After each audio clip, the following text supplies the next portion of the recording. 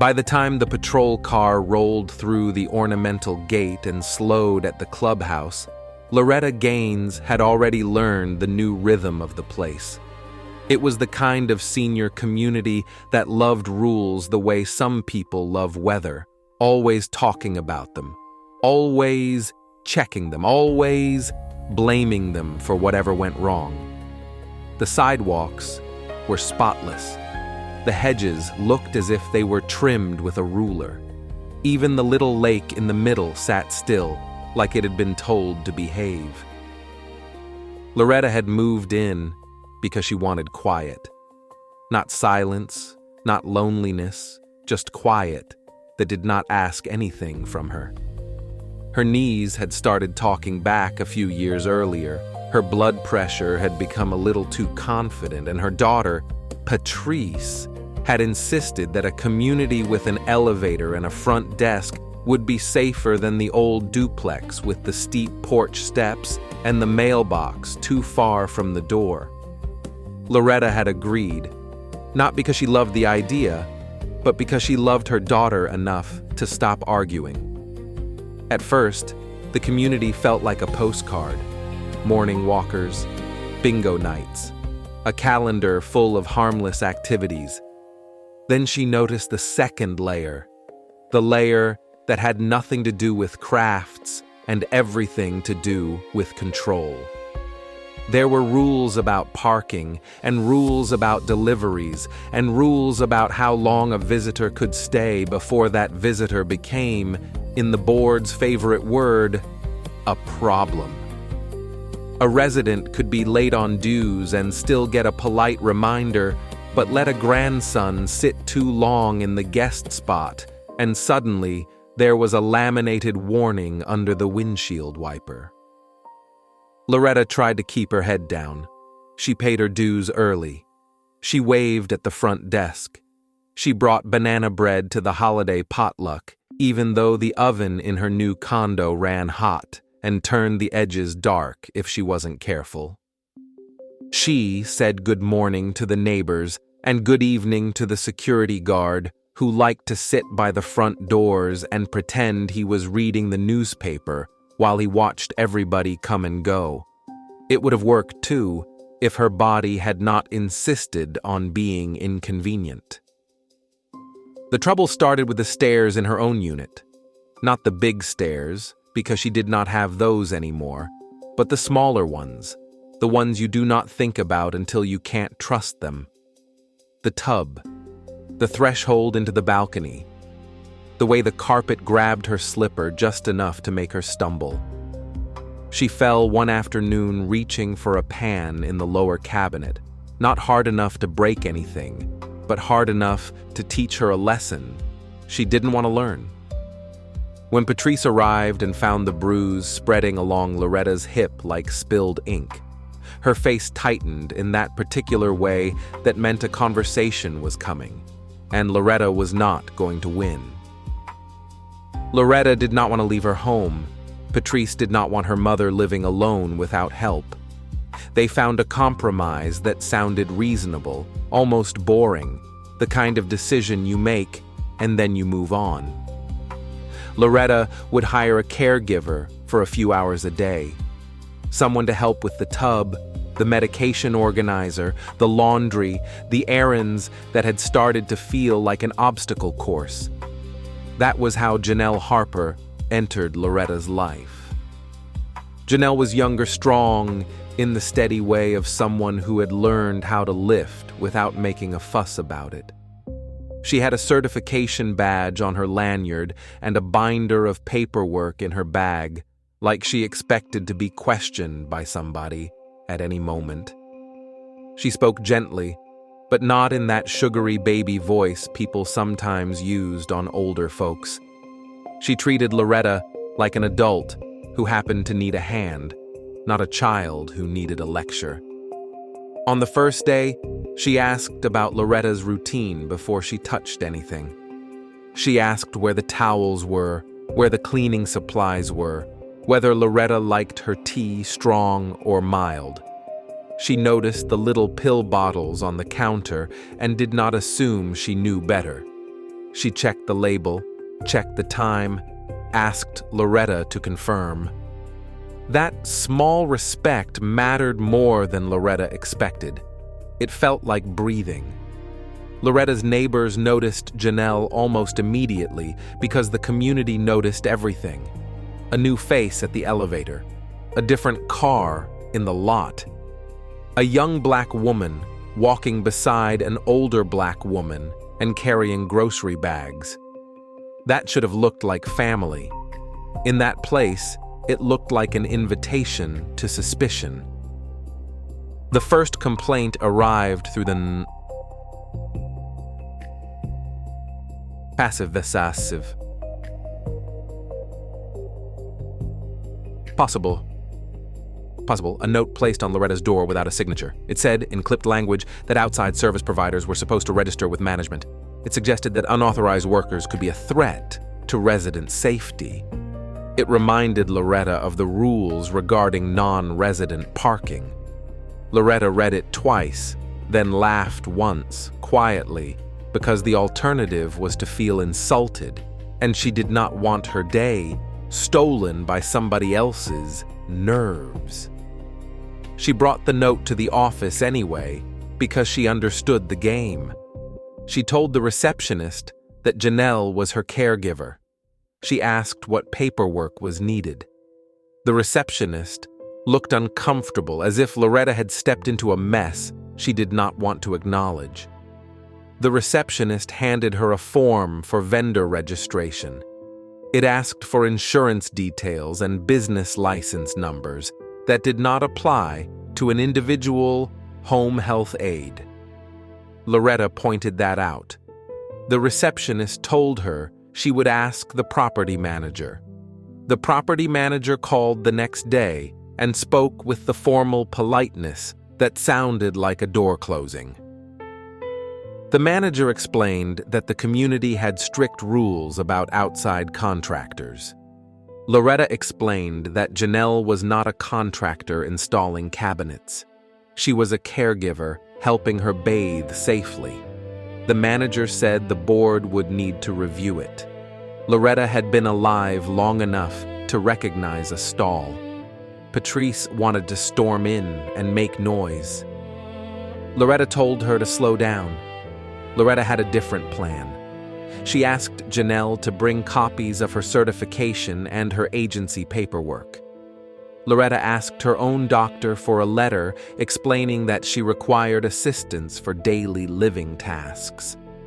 She requested the community's governing documents, the declaration, the bylaws, the rules and regulations, all of it. When the front office hesitated, she sent the request by certified mail. That detail mattered. People acted different when paper trails started growing teeth. In the meantime, life continued. Janelle came in the mornings, sometimes in the afternoon if Loretta had a medical appointment. She parked where the guard told her to park and displayed the temporary pass the office finally issued after a week of back and forth.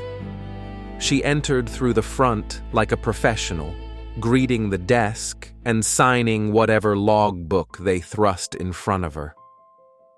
She didn't argue, even when the logbook was clearly designed to make her feel like she did not belong. Loretta started to feel steady again. She could shower without gripping the wall like she was climbing a cliff. Her laundry stopped piling up. Her kitchen counters stopped looking like a battleground. She even slept better, because her mind was not constantly calculating risk, the way it does when you live alone and one bad step could leave you on the floor too long. Then, the board began to push. It came in the form of a hearing notice slipped under her door. It stated that Loretta had violated rules regarding unauthorized personnel on site and improper use of guest parking. It demanded that she appear at the next board meeting to address the violations. It listed potential fines and further action. Loretta sat at her table, the notice in front of her, and felt something familiar rise in her chest. Not fear, exactly. More like the old anger that had taught her to be careful. She had seen this movie before, in different costumes. A rule used like a club. A tone that implied she was already guilty. A process built to exhaust people until they gave up. She called Patrice, but she did not ask her to fight. She asked her to bring a printer. They prepared a packet. Loretta printed the doctor's letter. Janelle's certification. The agency letter confirming employment and background checks. A copy of Loretta's lease. Copies of the community rules with every relevant section highlighted. Loretta also prepared something else, something the board did not know existed yet, because it had nothing to do with the board and everything to do with Loretta's habit of taking responsibility. A few months earlier, Loretta had befriended a neighbor named Evelyn Marrow, a white woman with thin wrists and a sharp, dry sense of humor that made Loretta smile even on bad days. Evelyn lived alone, too. Her son lived out of state and called often, but he was not there. Evelyn's memory had started to slip in small, unsettling ways. She would ask the same question twice, then laugh it off. She would misplace her keys and accuse the furniture. Loretta had noticed because Loretta paid attention. She had lived through enough to know that people did not fall apart all at once. They fray. One afternoon, Evelyn confessed she was scared. She had received calls from someone claiming to be from a bank. She had almost given out information.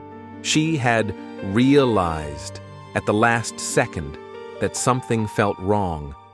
Her hands shook as she spoke, not with age alone, but with that humiliation older people sometimes feel when they realize the world is waiting to take advantage. Loretta did not lecture her. She listened. Then she suggested something practical. They would go to an elder law clinic and talk about a plan, not because Evelyn was helpless, but because a plan prevented disasters. Evelyn agreed. They went together. Evelyn met with an attorney who explained options, the difference between help and control, the way documents could protect without erasing autonomy. Evelyn chose to sign a durable power of attorney naming Loretta as her agent for specific financial and healthcare decisions, with clear limits and oversight spelled out. It was notarized properly. Copies were filed. Evelyn's son received a copy. Everything was clean. Loretta had not done it for credit. She had done it because Evelyn needed someone nearby who could act quickly if something went wrong. Loretta had been the kind of woman people leaned on all her life, and she did not suddenly stop being that woman because her knees hurt. Now that document sat in Loretta's packet, not as a weapon, but as proof of something bigger. Proof that she understood responsibility. Proof that she was not a confused old lady being dragged around by a stranger. Proof that she was someone entrusted with legal authority, someone who handled serious matters with proper paperwork and proper witnesses. The day of the board hearing, Loretta dressed carefully. Not flashy, not trying to impress, just composed. She wore earrings Patrice had given her years earlier and a cardigan that made her feel like herself. Janelle came with her and carried the packet. They walked into the clubhouse meeting room where the board sat behind a folding table as if it were a courtroom bench. A few residents sat in chairs along the wall, pretending they were there for general business, but their eyes kept flicking toward Loretta, hungry for drama. The board president, a man with a tidy mustache and a voice that loved to sound authoritative, opened the hearing by reciting the alleged violations. He spoke about safety. He spoke about strangers. He spoke about protecting vulnerable residents. His words were clean, The intent underneath them was not. Loretta waited until he finished, then slid the packet across the table. She did not raise her voice. She did not beg.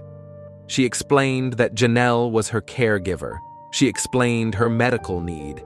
She explained that the Fair Housing Act required reasonable accommodation for disability-related needs, and that caregiver access was not optional if she needed it to live safely. She pointed to the doctor's letter. She pointed to Janelle's certifications. She pointed to the fact that Janelle signed the logbook and displayed the pass they had provided. The president frowned and asked questions that sounded like accusations dressed as curiosity. Why did Loretta need a caregiver if she could walk into this meeting? Why was the caregiver here so often? Why did the caregiver sometimes arrive early? Why did the caregiver sometimes carry bags as if she were taking something? Loretta answered each question with calm, because calm was its own form of power. She explained that disability did not mean paralysis. She explained that caregiver schedules shifted based on appointments and medication timing. She explained that the bags were groceries. She explained that when Janelle left with anything, it was trash. One board member leaned forward and said they had received concerns from residents who did not recognize the caregiver and felt uneasy. Loretta did not ask who complained. She already knew the answer would be vague. Instead, she asked whether the board had any evidence of wrongdoing beyond discomfort. The room went quiet for a moment, because discomfort was the whole case and everyone knew it. The board did not back down. They voted to impose fines anyway. They issued a written directive that Janelle would be required to undergo their vendor screening process and would be restricted in her access until approved. They hinted, without fully stating it, that continued violations could trigger legal action. Loretta left with her spine straight, but inside she felt the weight. She had come prepared, and still they had chosen punishment. It told her something important. They were not looking for resolution. They were looking for submission. The next week got uglier. Janelle arrived one morning to find the security guard standing at the entrance with a different posture, stiff and rehearsed. He told her she could not enter until she checked in with management. She did. The office told her the board had suspended her access pending screening. Janelle called Loretta. Loretta walked down to the lobby, holding her cane and her phone like she was holding a line. Loretta told the office that Janelle was entering because Loretta needed her. The office told Loretta that rules were rules. Loretta asked whether they were denying her a disability accommodation. The office hesitated again. They said they were not denying it, just processing it. Loretta asked how long processing would take. The office offered no clear answer. Loretta thought about her tub, her medication schedule, the bruise that had started this whole thing. She could not wait on their convenience. She told Janelle to come upstairs with her. That afternoon, a police officer knocked on Loretta's door. Loretta opened it to find two officers standing in the hall, hands resting near their belts, eyes scanning the interior past her shoulder. The lead officer said they had received a call about a possible unauthorized person in the unit and concerns about elder exploitation. The officer's tone sounded professional, but the accusation sat inside the words, like a stone. Loretta felt her face get warm. She looked past them and saw the board president at the end of the hall, half hidden near the elevator, arms crossed, watching as if this were entertainment. The sight made something in Loretta settle into clarity. This was not about safety. This was about power. He wanted to show her he could summon the state to her doorstep. Loretta told the officers that Janelle was her caregiver and that she was present with Loretta's permission. The officers asked to speak with Loretta alone.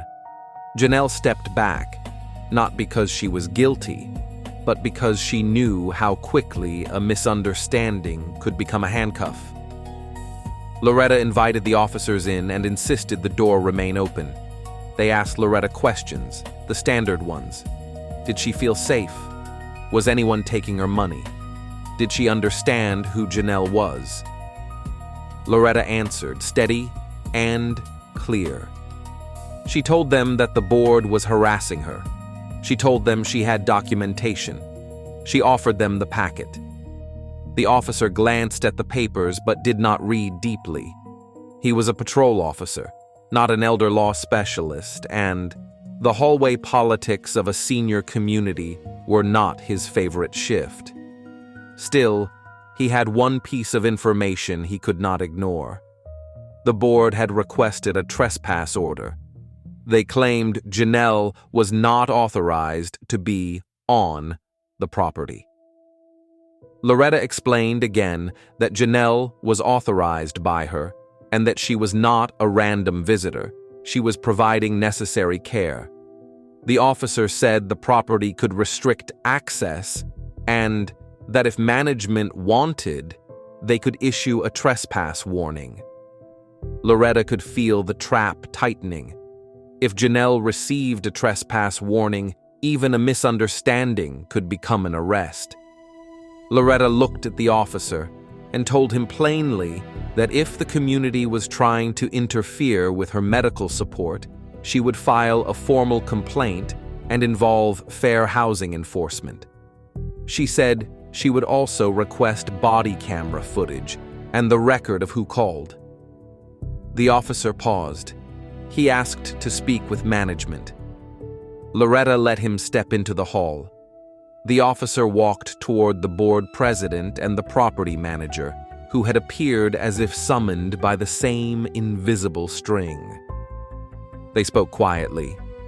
The board president gestured sharply toward Loretta's door as if it were an exhibit.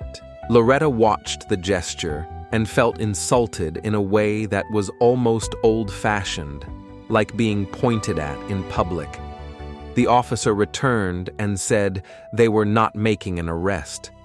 They would document the call as a welfare check. He advised Loretta to address the access issue through civil channels and suggested the community's legal process would handle it. Loretta thanked him because she still believed in manners, then closed the door with more force than she intended. The sound echoed in her small entryway and made Janelle flinch. Janelle apologized, not because she had done anything wrong, but because people like Janelle learned early to apologize for the discomfort of others. Loretta told her to stop. Loretta told her quietly that the apology belonged to the board, not to them. Then Loretta sat down at her table and stared at the packet of papers as if it might speak. It did speak, in its own way, because it pushed Loretta toward the next step. The board had escalated to police. That meant Loretta needed to escalate to something stronger than polite arguments. Patrice contacted a legal aid organization specializing in housing and elder rights.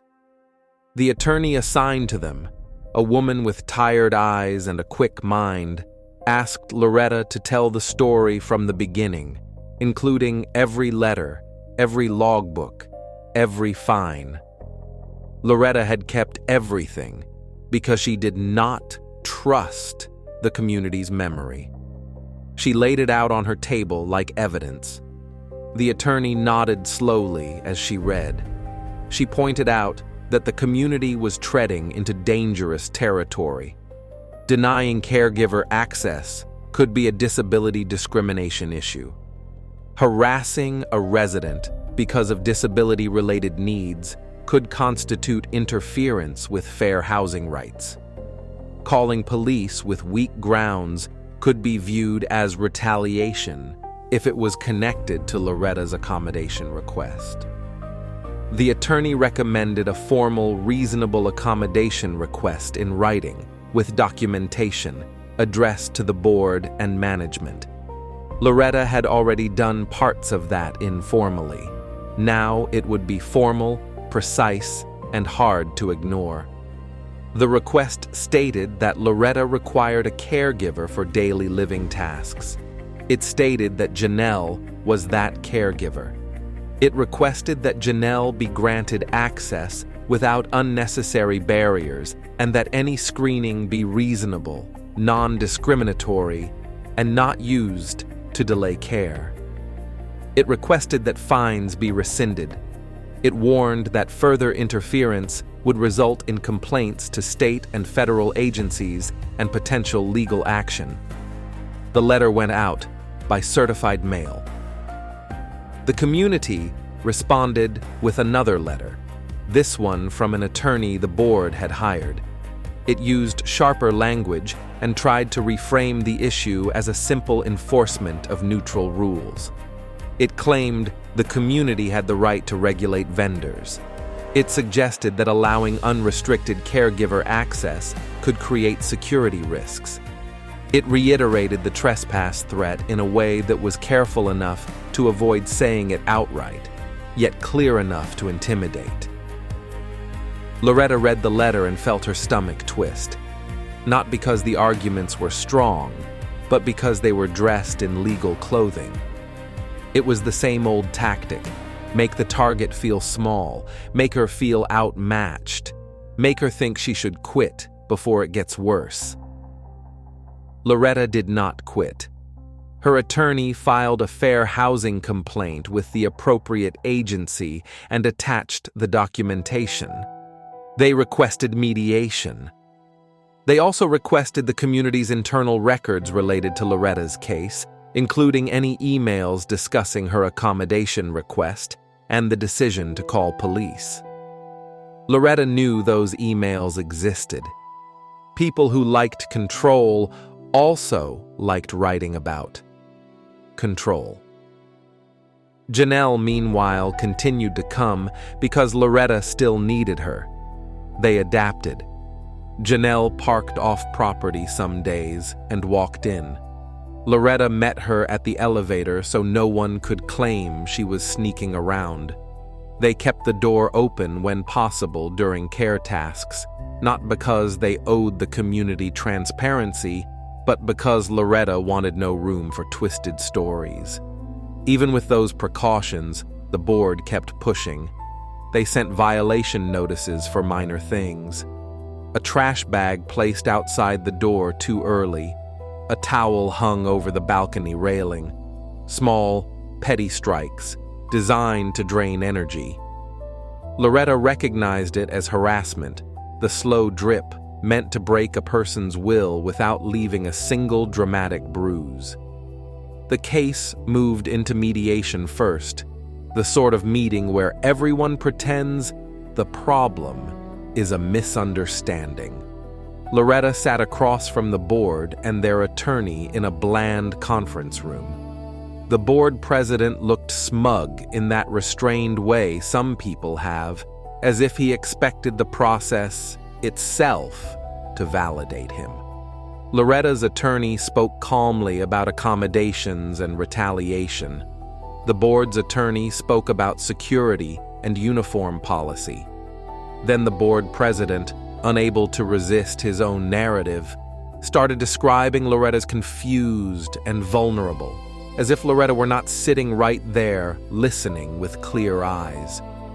He suggested they were protecting her from potential exploitation. He implied that the caregiver's presence was excessive and suspicious. He hinted that residents had seen the caregiver carrying items out.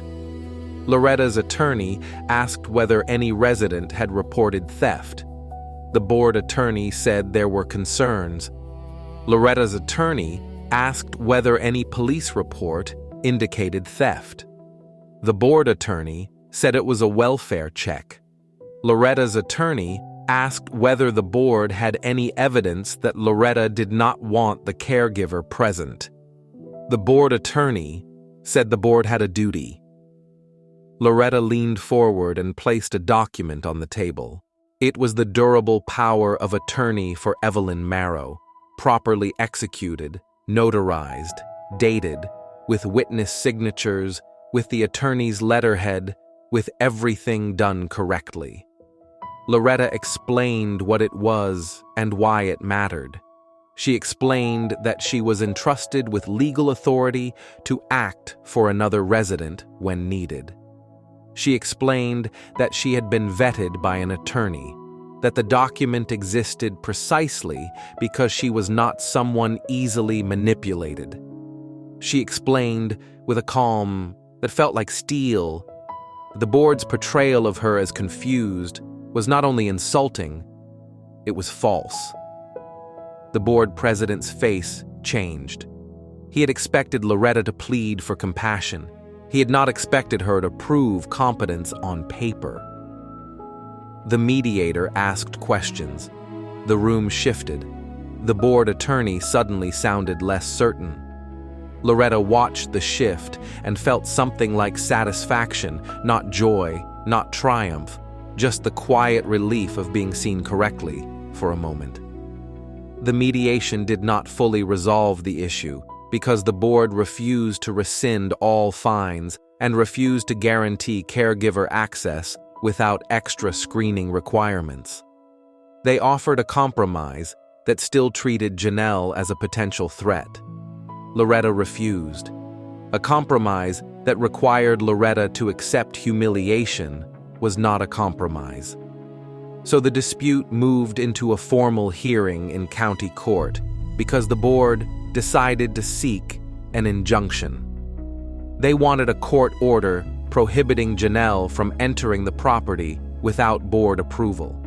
They framed it as enforcement of private property rights and community rules. The idea was simple.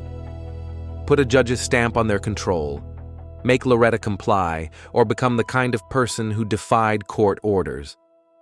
Loretta did not sleep much the night before the hearing, not because she doubted her case, but because court carried a kind of weight. It made ordinary people feel like they were on trial, even when they were the ones being harmed. She sat at her kitchen table at dawn, tea cooling in the mug, and stared at her hands. The hands looked older than she remembered, veins more visible, knuckles thicker. Those hands had cooked for family, worked jobs, held babies, signed mortgage papers. Now those hands would hold legal documents to defend the right to be cared for in peace. At the courthouse, the hallway smelled like floor cleaner and stale air. People sat on benches waiting for their turn in front of a judge. Loretta's case was not a murder trial, not something that would make the news. It was a small civil matter, the kind of case that usually ended with a tired settlement and nobody learning anything. Still, Loretta felt her heart thud as her name was called. Inside the courtroom, the board's attorney stood at one table. Loretta and her attorney stood at the other. The judge, an older man with a slow, controlled voice, listened without theatrics. He asked the board's attorney to explain why an injunction was necessary. The attorney talked about rules, about safety, about the community's interest in regulating access. He described Janelle as an unauthorized outsider and implied that allowing her entry set a dangerous precedent. The judge asked whether the caregiver had committed any crime. The board attorney said there were concerns, but no charges. The judge asked whether there was evidence of theft, fraud, or exploitation. The board attorney said they had called police out of caution. The judge asked why they called police. At that point, one of the officers from the welfare check was present to testify about what happened, because the board had subpoenaed him to bolster the narrative. The officer described arriving, speaking with Loretta, confirming she was aware and not in distress. He described management's claim about unauthorized access. He also acknowledged that no arrest was made, no evidence of exploitation was found, and the call was documented as a welfare check. Loretta's attorney then asked the officer whether Loretta appeared confused. The officer said no. Whether Loretta appeared coerced. The officer said no.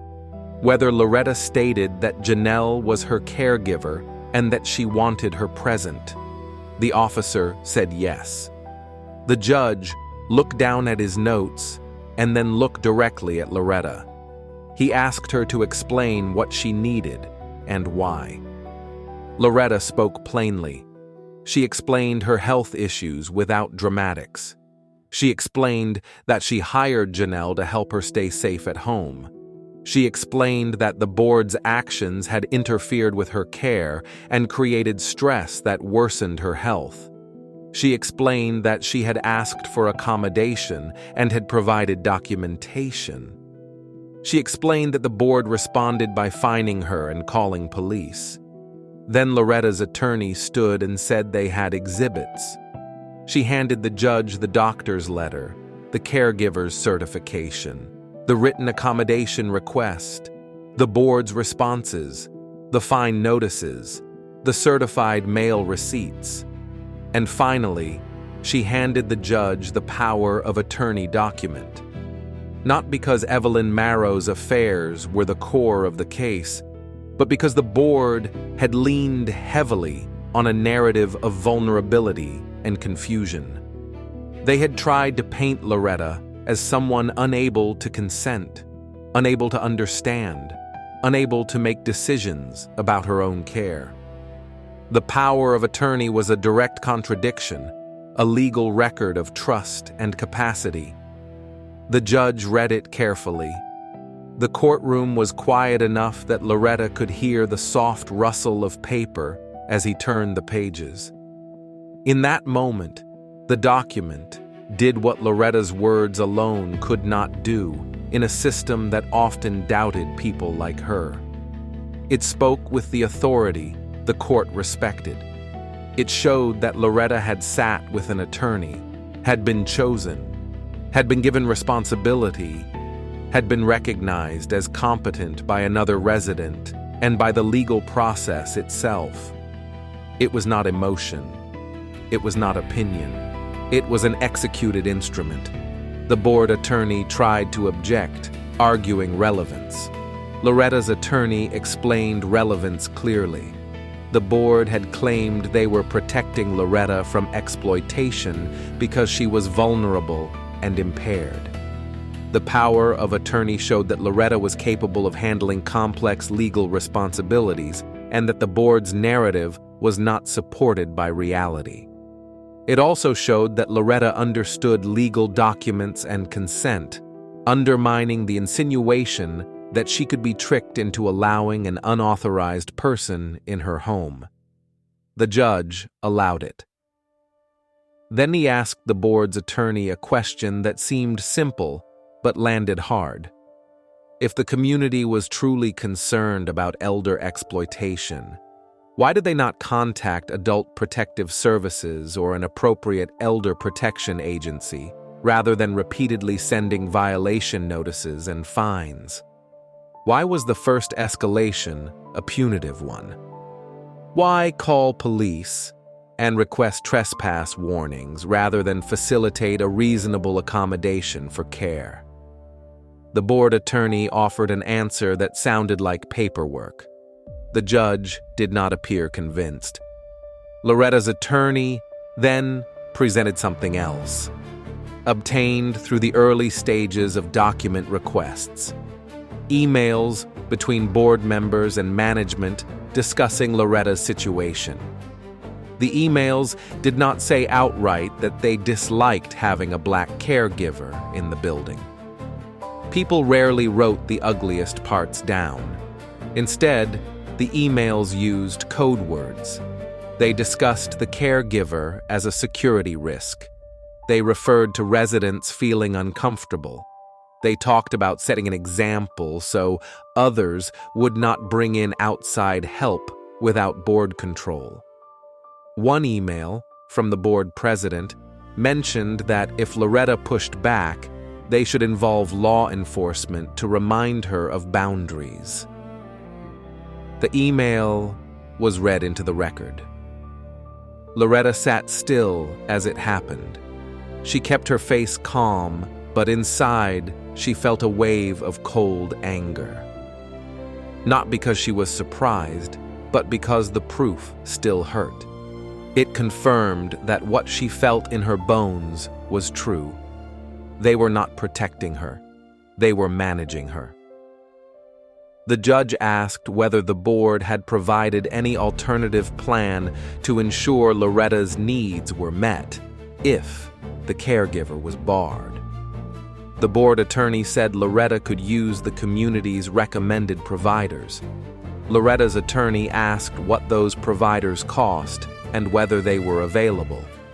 The board attorney did not have a clear answer. The judge asked whether the board understood that a reasonable accommodation was a legal requirement, not a courtesy.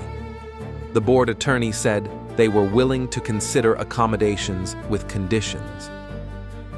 The judge asked whether those conditions were actually reasonable or whether they functioned as delay and deterrence.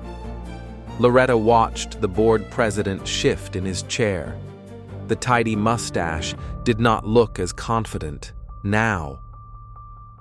At the end of the hearing, the judge denied the injunction. He ruled that the board had not demonstrated a legal basis to bar Loretta's caregiver from entering her unit to provide necessary services. He noted that the police welfare check did not substantiate exploitation concerns. He also stated that the community's actions raised serious questions about disability accommodation obligations and potential retaliation, and that the appropriate path for the board was to comply with fair housing requirements rather than attempt to weaponize trespass law. He did not declare the board guilty of discrimination in that moment because the injunction hearing was not the full civil rights case. Still, he sent a message in the only language the board respected. Their control had limits. Outside the courtroom, Loretta's legs felt weak, not from fear, but from adrenaline. She sat on a bench and let herself breathe. Janelle sat beside her, hands folded, eyes down, as if she were trying to become invisible. Loretta reached over and touched her forearm gently. The board's attorney walked past without looking at them. The board president walked past too, face tight, and for the first time, he looked like a man who realized his authority did not automatically turn into truth. The weeks that followed were not instantly peaceful. Control does not disappear overnight. The board continued to posture. They sent another letter, softer this time, offering a revised process for caregiver access. Loretta's attorney responded with clear terms: rescind the fines, provide permanent caregiver access credentials, implement a written policy that recognized disability-related care needs, provide training for board and management on fair housing obligations, confirm in writing that no further retaliation would occur. The fair housing complaint progressed. The agency assigned an investigator. Interviews were scheduled. Residents who had watched in silence were suddenly asked what they saw and what they heard. Some tried to stay neutral. Others, surprisingly, admitted the obvious. They had complained because they were uncomfortable seeing a young black woman in the building. They did not have evidence. They had feelings. Those admissions mattered. Meanwhile, Loretta's attorney also filed a claim seeking damages for harassment and interference with housing rights, along with attorney's fees. The board did not like that. They liked control, but they did not like consequences that came with invoices. The community's insurance carrier became involved. That detail was almost comical in its predictability. The moment money and liability entered the room, the board's courage got quieter. The board was advised to settle. The board's attorney started talking about resolution rather than enforcement. A settlement was reached. The fines were rescinded. The trespass threat was withdrawn. Janelle received a permanent access credential as a caregiver, not a vendor, with clear terms that did not treat her like a criminal. Loretta received confirmation of reasonable accommodation. The board agreed to implement a policy recognizing disability-related caregiver needs. Training was scheduled for board members and management on fair housing compliance and avoiding discriminatory enforcement. Loretta received compensation for the stress and disruption, not a jackpot, not a headline, but enough to signal that the harm was real and recognized. The board president resigned a few months later, citing personal reasons. Loretta suspected the real reason was simpler. He had lost the story he wanted to tell about himself. Evelyn Marrow, the neighbor whose power of attorney had quietly carried so much weight, continued to live next door. Her memory still slipped sometimes, but she was safer now because she had a plan and someone nearby who took her seriously. Evelyn's son visited more often, not because he suddenly became a different person, but because the court case had shaken him. He realized how fast a life could become vulnerable to other people's decisions. In the community, people adjusted. Some avoided Loretta after that, as if her insistence on dignity was contagious. Others began to greet her with a different kind of respect. A few residents approached her privately to ask how to set up their own caregiver arrangements without trouble. One woman confided that she had been too scared to bring in help because she did not want conflict with the board. Loretta listened, then told her what she had learned. Paper, documentation, certified mail, calm insistence. The law, when you could get it to look at you properly, was still the law.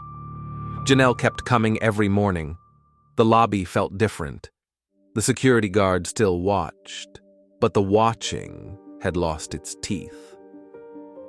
The front desk stopped asking for signatures as if each entry was a trial. The small humiliations faded, not because prejudice died, but because it learned it could not act without resistance. Loretta's health improved in the slow, practical way health improves when stress is not constantly punching you in the chest. She had good days and bad days, because that was life, but she no longer had the extra burden of fighting for the right to receive care. She could focus on the ordinary things again: the taste of tea, the sun on her balcony, the sound of rain against the windows. Sometimes she thought about that moment in court when the judge held the power of attorney papers, turning them over, reading them, letting them sit in the air like proof. Loretta remembered how strange it felt, watching a piece of paper carry authority that people had refused to grant her as a person. It bothered her, and it also satisfied her because she understood how the world worked. If they demanded documentation, she would give it to them until it buried their assumptions. The board had called police because they thought Loretta would shrink. They thought a siren at the door would make her obedient. They thought the fear of public scrutiny would make her trade her dignity for quiet. They misjudged her. Loretta did not want to fight. She never did. She wanted to live in her home and be cared for with respect. She wanted to age without being treated like a problem to manage. The board forced her hand, and Loretta responded the way she always had when someone tried to corner her, with patience, with preparation, with a refusal to be rewritten. In the end, it was not a dramatic speech that changed the outcome. It was not a viral moment. It was paperwork, properly executed. Letters sent in a way that could not be denied. A record that showed intent. A legal document that spoke in a courtroom when people refused to listen in a hallway. And that was the part Loretta found both bitter and oddly beautiful. In a world that had tried to reduce her to a stereotype, the thing that finally cut through was evidence of her capacity, her planning, her quiet strength made visible on paper. The power of attorney did not just protect Evelyn. It protected Loretta too, because it forced the system to see her as she was. Not a vulnerable target, a woman with agency.